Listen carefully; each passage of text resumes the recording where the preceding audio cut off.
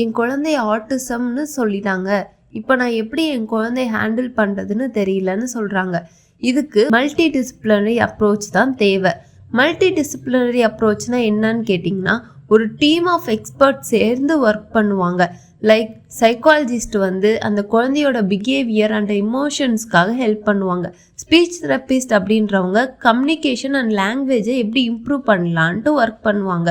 Occupation தெரபிஸ்ட்ன்றவங்க குழந்தையோட daily living like எப்படி சாப்பிட்றது, ட்ரெஸ் பண்ணுறது, மோட்டார் ஸ்கில்ஸ் எப்படி நடக்கிறது, ஓடுறது, இதை வந்து டீச் பண்ணுவாங்க.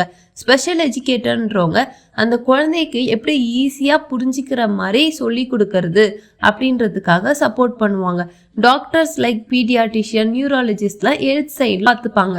அண்ட் மோஸ்ட் இம்பார்ட்டன்ட் வந்து பேரண்ட்ஸ் வந்து ரொம்ப ஆக்டிவாக இன்வால்வ் ஆகணும். ஸோ டீம் ஒர்க் தான் ஆட்டிசம் பசங்களுக்கு பிக்கஸ்ட் ட்ரீட்மெண்ட்.